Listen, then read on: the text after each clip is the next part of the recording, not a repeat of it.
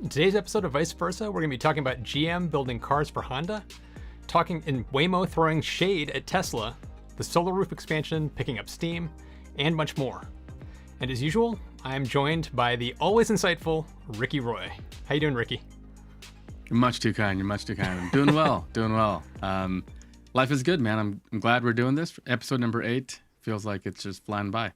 It's going by so fast. I can't believe we're already a couple weeks into the new year by this point. It's kind of crazy. So with that, I think we should jump into our very first story, which is talking about a company that I've always really loved. And I don't know if you noticed, Matt, but before I went all in on Tesla and bought my first Tesla, I was a huge Honda guy. I always thought Honda made some of the best cars. They were very reliable, and I've owned like 4 or 5 their cars and a couple of motorcycles. And so it was interesting when I heard this one, but General Motors is going to produce Honda's first electric vehicles for both their Honda and Acura line. And this makes me just think, why Honda, why? But, you know, there's a couple of things at play here. And so the first thing, I think we've touched on this before, but Japanese businesses are very conservative. They're very hierarchical, and they don't take risk. And if you go back in time, I'll start with some of the good news, but if you go back in time, when they first jumped into the SUV market, they did the same thing, where they actually didn't build their own SUV. They didn't really know what to expect, and so they actually did a white label deal with Isuzu. So it was the Honda Passport, I think is what it was called, and Isuzu made the Rodeo. So they said, why don't we try this out? Let's see how people, how they respond to it. And then eventually they went on to make the Pilot, which has been a breakout hit. So my hope is that they're doing the same thing here, which is GM, you have Ultium, you've got kind of the infrastructure in place to like start to do this. Why don't you build a couple cars for us? We'll see how it goes, and then we'll switch gears. But, I got to say, I'm really bummed out by this. And the reason is you got to have the investment. Like, what are you waiting for? If you're not going to build these now, you're already 15 years behind. Okay, so I know, let's wait 5 more years for the data to come back. And at that point, I just feel like General Motors will be really good at this. Forget about Tesla. They'll be 20 years ahead. And what's Honda to do? Especially if GM is like, you know what, Honda, deals off. We can't keep up with our own demand. We're not going to build cars for you. And if that were to happen, then Honda is kind of completely in the dark. So my big thing here is how far Honda has fallen. They were this company that I admired and I loved. Every Honda I've ever owned has been good to me. Nothing ever happened in all the years I've had them. Yeah. And now here we are about General Motors building their EVs. I guess it's better than nothing, but this one really just bummed me out, man. Yeah, I didn't realize you were such a Honda fan. Yeah, for me, I don't have that tie to the Honda brand, but I have a huge amount of respect for them. I mean, they're one of the major players in the industry. So this story for me it's a double-edged sword. It's like on one side, that's really great news for GM. It's like they're becoming a major player in the EV space, and their Ultium platform really looks promising to me. And this, to me, shows that there's some real value there for not just GM, but for the broader market. So it's like, you go GM, this is them. They're like one of the only companies that's actually doing things like building out gigafactories. It's like they're building their own gigafactories. They're starting to go pretty deep into EV production. And so this is great news for them. But then at the same time, I'm in the same camp with you on Honda. It's like, what the hell are you doing? They're basically passing the buck. It's like all of the insights that you gain from building something, they're not going to get. GM's going to be getting that. So it's like, it's not going to help them make better EVs in the future on their own. They're always going to be beholden to somebody else to build it for them. It's setting them back. So it's like, this is the time for them to learn on their own how to do it and how to perfect their own technologies to stand on their own 2 feet. Instead, they're just ceding that territory to basically their competitors. It's really sad. Yeah, it really is. But I think on the flip of the coin, General Motors suddenly is this company that's like, yeah, we'll make cars for you. We'll make cars for you. We've got this thing kind of figured out. Like, how cool is that? I don't know that their stock price has really reflected what they're kind of up to. I think they have a lot to prove. Hummer EV will be a big first step. But great on you, GM, like you mentioned, and Honda. I hope you're around in 4 or 5 years. And the Honda EV that they made is so cute. It's not such a cool car. Of course, it's very compliance feeling. It's, Europe only, 90, 100 miles of range. People liked it. I thought that was kind of a cool car, but let's hope Honda doesn't totally just Yeah. shoot themselves in the foot here with this one. Yeah, I'm worried. Jump to the next story. Yeah, let's do it. All right. So next up, this one, I love this one. We've covered Waymo before. We've talked about Tesla and full self-driving and kind of the different takes about full self-driving. Well, Waymo is throwing an incredible amount of shade at Tesla with this. I don't know if I call it a press release. It was a blog post, but they're no longer going to be referring to their technology as full self-driving. They're calling it fully autonomous. And on one regard, I kind of see where they're coming from, because there is a nuance there between self-driving and fully autonomous. And what they're saying is that there's other auto companies, and they're very vague about those other auto companies, but they are, of course, talking about Tesla. They're the big one. Saying that they have full self-driving tech, but their cars still require people to be fully attentive and have their hands on the wheel and take control anytime, where their technology basically doesn't. It truly is autonomous driving for where their taxis operate. So they're making the case that for them, they had to make the distinction because the waters are getting muddied and customer expectations are being falsely set, and it could potentially be dangerous. That you're saying that this is fully self-driving and it actually isn't.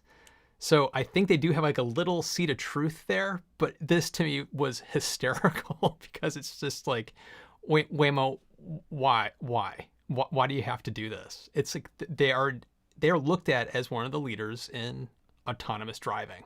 It's like they don't have to like take this stance, but it does seem like they're trying to play. I feel like this is the first move in what's a chess game. It feels to me like they're potentially trying to set something up because of legislation and rules that are set up around the country, that they're trying to distance themselves a little bit from Tesla because they see something coming where Tesla, maybe there's a class action lawsuit or there's things that come up against Tesla for their full self-driving and misrepresenting what it actually does. And they want to make sure that they're like as far off over here saying, leave us alone. We're not doing anything close to what they're doing. So I wonder if it's partially that, them trying to protect themselves. Interesting. You meant in the article that we are alluding to, they mentioned that like words matter, language matters. Yeah. I've never heard that expression as much as I have in 2020. Like 2020 was the year where language mattered. I feel like we were like everything everyone said was under a microscope. And to the point here is, yeah, if you're going to call yourself full self-driving, but require people to be attentive and move the wheel, the concern is, what happens if somebody buys a Tesla thinking it's full self-driving, I'm going to go to sleep or consume alcohol or something very dangerous and stupid. I kind of understand that, but to your point, it is totally throwing shade because nothing really will come from this. It's not like these are terms or like, like categorizations. These are just terms. Like we could use whatever terms we wanted to call this stuff what we wanted. In the end, will it matter? I don't think so. If you're buying a Tesla and you're going to get the full self-driving, part of it too is they're kind of shedding light on the fact like Tesla, you're selling this full self-driving package that doesn't exist yet. It doesn't. Yep. It's not a full self-driving package. So again, total shade move. And I'm not sure if it'll pay off or if people will kind of think it's petty, but I do think this is the age, the era, the year of language matters. So maybe this is kind of the beginning of a lot more companies kind of following suit with pejorative little, differentiations. This does feel very petty to me, but there is a seed of truth to what they're saying. But it's just like, sure. Why are you doing this? I just don't see what the end game is for them unless they're setting themselves up to try to distance themselves in case there's any kind of legal action down the road, and they don't want to get tied up into any kind of mess that Tesla and other companies might find themselves in if they don't navigate this well. I didn't mean to make a pun there with navigation, but it was built in. It was but I mean, you got to remember, Tesla and Elon are saying that we're going to have full self-driving in the near term. The beta is going really well. So this story is going to get more interesting, and we'll keep a close eye on how this one progresses. Definitely. All right, next up is a story that I think is really fun, especially because Mr. Farrell has a awesome video that you got to check out on his channel. Ironically, I have a similar video coming out as well, so we'll have links to that. But you got to check out his channel for the full in-depth, especially if you're thinking about like forecasted predictions and stuff of the Tesla solar roof. But this story is about how Tesla is really ramping up on hiring and entering new markets, and just a massive full speed ahead approach to solar roof installations. So 2020 was a pretty good year for solar roof. Matt and I both have spoken with companies that are offering this and have now installed it on numerous homes. But here they've kind of a report of some of the markets that they believe will be very important. So we have like, Phoenix and a bunch of stuff in California. Very interestingly, tons of stuff where you live, Matt, in Massachusetts and Maryland, New York, New Jersey, Nevada. So we've got a pretty blanket coverage approach. This story is really interesting if you're a Tesla investor, because Elon has called the solar roof like the next big thing, this big money-making item. And I got to say, I agree. The CEO that I spoke with, and in your video, the video that some of the B-roll that you showed, it is utterly stunning. Yes, and if you had the money, if it worked out right for you, there's no equivalent. And in Matt's video, Matt mentioned some of the competitors, and they're not even close in terms of price. Like Tesla beats them on price, but really fascinating. And I think this might be the year that solar roof goes mainstream. Where have I heard that before? Which is Matt's video. But I agree with you, man. Your timing was incredible with this one, and all the job postings and just how they're investing in this, I think is a massive part of their plan for 2021. Yeah, a lot of the comments on that video were, I want to get one, but it's not in my area, or I put in an order and I've been waiting a year.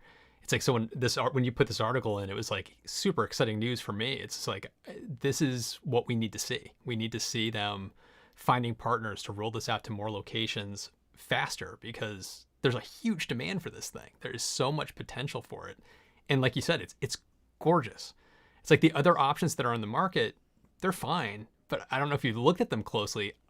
One of them, I think, is just downright ugly. It's like, it's not a good looking roof at all. And it's like Tesla's the best looking one of the bunch, because it looks the least like a solar tile. It's like, it looks more like a roofing tile, and it's a beautiful roofing tile. So it's like they have a winning product on their hands. All they have to do is ramp it up and get it out there. And I think they're going to have a huge, huge hit. So it's really exciting to see the news that they're ramping up, getting partners on board to help them get them installed in people's homes. I completely agree. This is a really fast. I wish I could get it, but I have a concrete. I have like 100-year roof, so I mean, it wouldn't be prudent for me to do so. But I really wish I could get it, because one thing people I don't think entirely understand is Tesla doesn't make the panels that they sell if you get the retrofit solar. They license it out to companies like QCell and some others.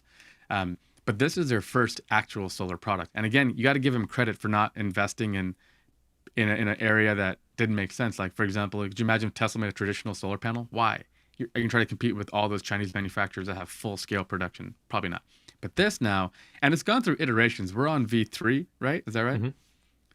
So this has taken them a while to figure out. And it really comes down to, like, can you mass produce it? Can it be on cost?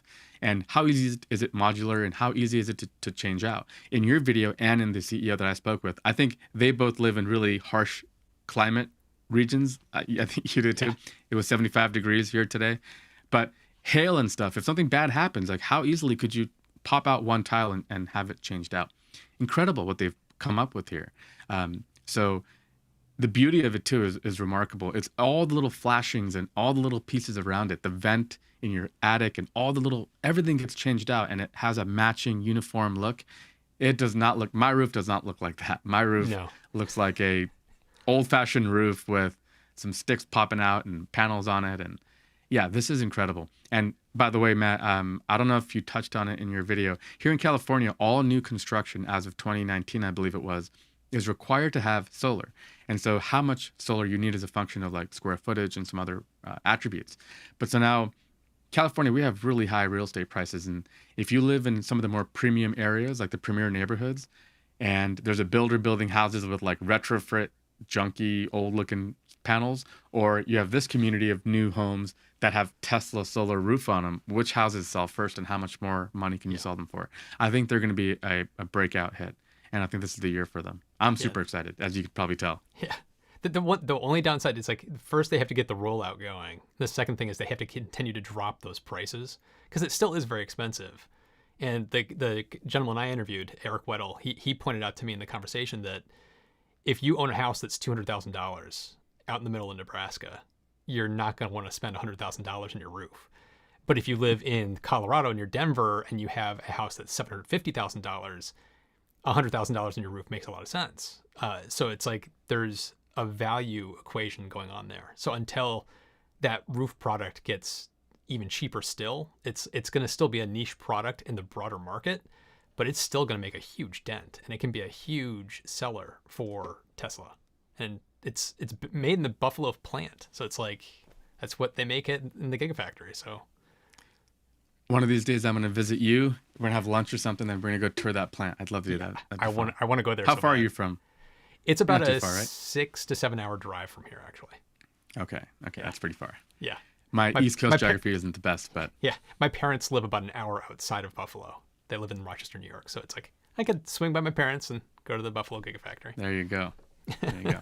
But I will say one thing. This is a new endeavor for Tesla, and it requires roofing experience. Like you're not just like, for example, the gentleman I spoke with, he acquired a roofing company. That was his way to get into the market because he didn't feel he had enough expertise and enough training and everything required to enter this market. So they acquired a roofing company.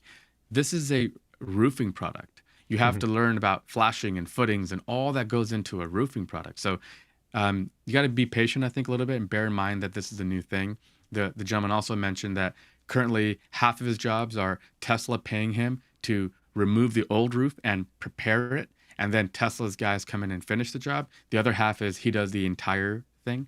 So there's a lot of moving parts to this. And the service aspect is probably what Tesla is the least good at, to be honest with you. I think they make great products, but the service part is it's an evolutionary thing, and they're going to get better. And so keep that in mind. And also remember that you might get it installed from Tesla, but it might be from third-party people, like the person you spoke with or the person I spoke with. But it's all the same roof, and so be excited.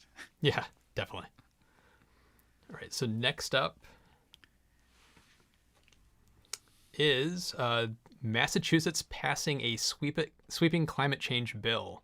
The reason I put this in here was not just because it's where I live, but I wanted to talk more broadly about how in the United States we haven't had a cohesive federal strategy towards climate change, where in the EU they have a EU strategy for climate change that's impacting all the countries, and over here states are having to take it upon themselves to make these changes. And California is like the leader of this in the country.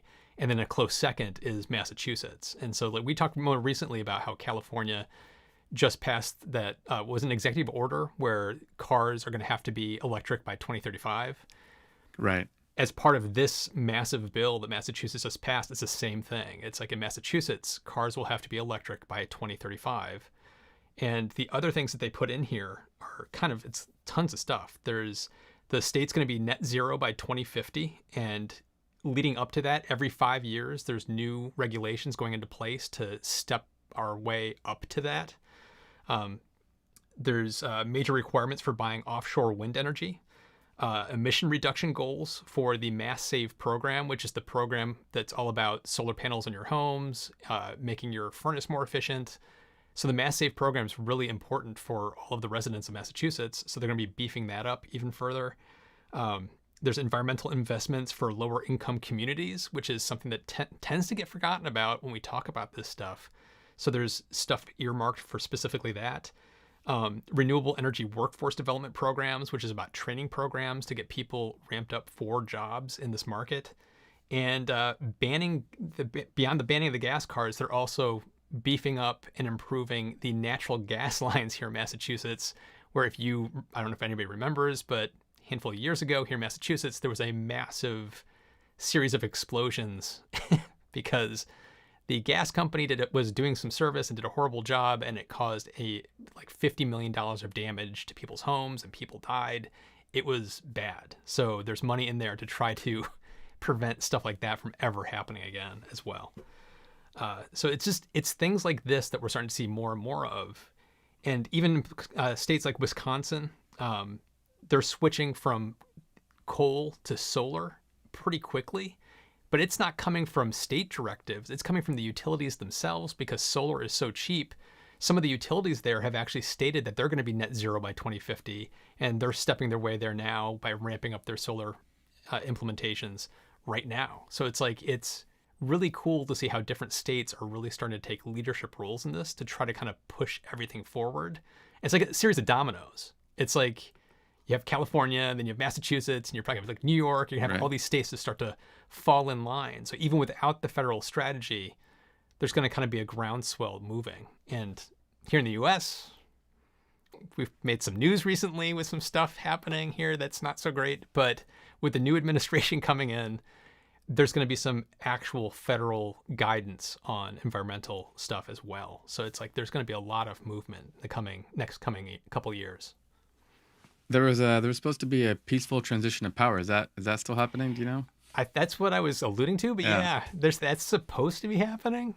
But what's kind of cool though is that even without a really cohesive federal plan, that all these kind of states have gone on and done this, and clearly they've been right, because even in places, the Wisconsin story is interesting. I didn't know about that one, but even in places where you don't have any kind of mandate or any kind of government intervention, people are doing it because of pure economics, which is always kind of what we talk about as the winning formula. I'm kind of curious, what do you think? How does it look when the new administration, who've shown that they're way more into renewable energy and sustainability, how do some of these kind of initiatives look? Or is there going to be kind of a unifying plan? Because you have more discrete plans that are all a little bit different. Would it make more sense? I kind of think of like legal marijuana.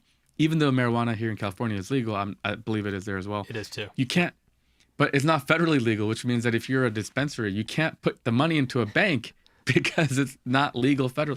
It's absurd. I mean, it's the kind of ridiculous stuff that happens when the laws aren't all in line. So here's to hoping that the federal and the states can all kind of get together and put together like common sense practices that help business and consumers too.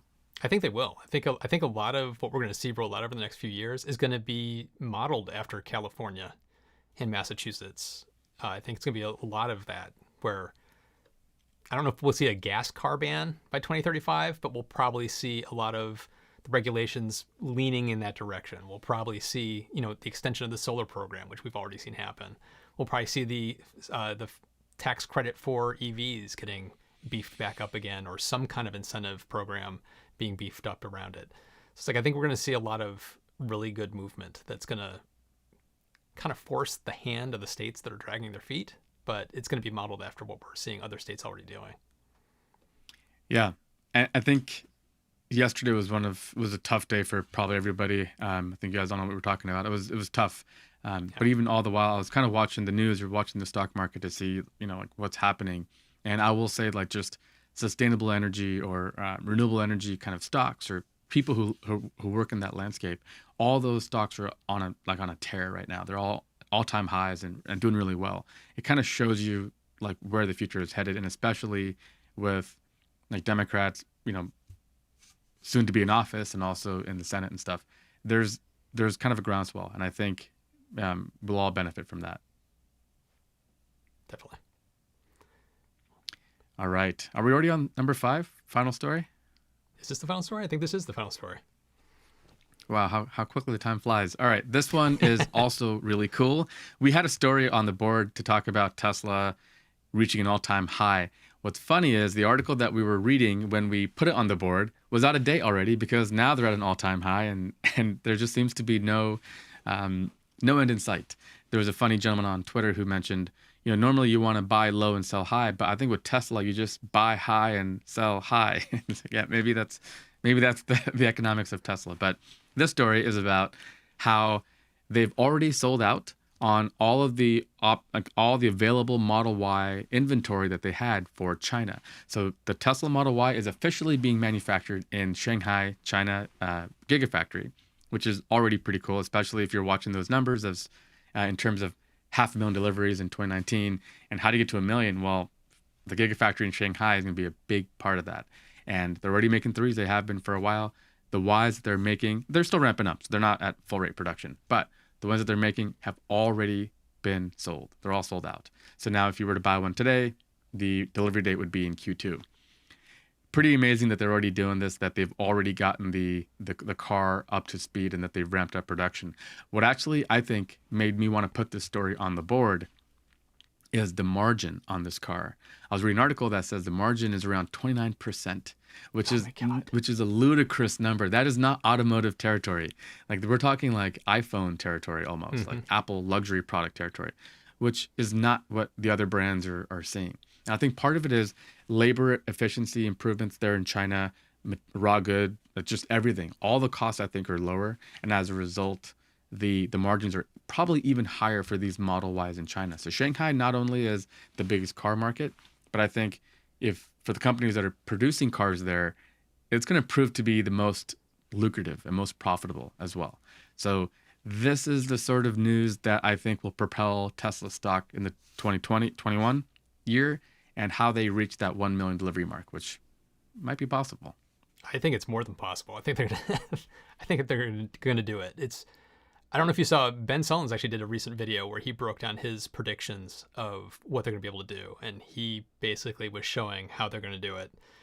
It's while this specific story is really exciting news, and it shows there's huge demand in China. It also there is not to be a Debbie Downer, the whole thing of this is just ramping up. We don't know exactly how many they were selling for their Q1 numbers. It could have been 5,000 or 10,000 units, and that's all it was. So that's not that many.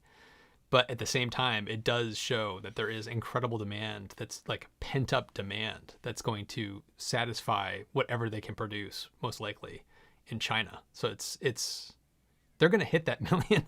They're going to hit that million with no problem once they get everything kind of ramped up to full speed. It's between Germany, between China, Austin. It's like they're ramping up so fast. It's that exponential growth curve that we're seeing where they're going to probably be doubling their output year after year for a little while. It's what we saw in the iPhone. Like when the iPhone first became a thing, it was the same thing. It was like this exponential growth curve. It's going to be really exciting to see what happens over the next few years. Absolutely, man. But what's crazy is Apple wasn't trading at $700 billion when they had that moment. So, I mean, that's the crazy part. Are we talking like a $3 trillion company in 8 years or something? And it's absurd. Yeah. By the way, the one thing, just the final point I wanted to make with this one was the high margins should be like the siren call to all these legacy makers to take your hand at EVs like Honda, rip up that contract, get to work, build an EV, build hundreds of them. Because even though there might be higher capital investment up front, the CapEx is going to be high. If on the back end you can see 29% gross margin, come on, that's no Honda is making that right now. So it's insane. Ditch the dealer network, sell direct, make EVs, and your investors will love you.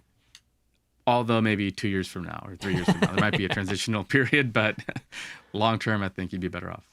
Well, the flip side of this, like this is we're watching a huge success story of Tesla starting from nothing, struggling for years, and really taking off. And for a flip side of that story, you actually have a new channel where you made this great video about the history of the DeLorean, which is another one of those cars.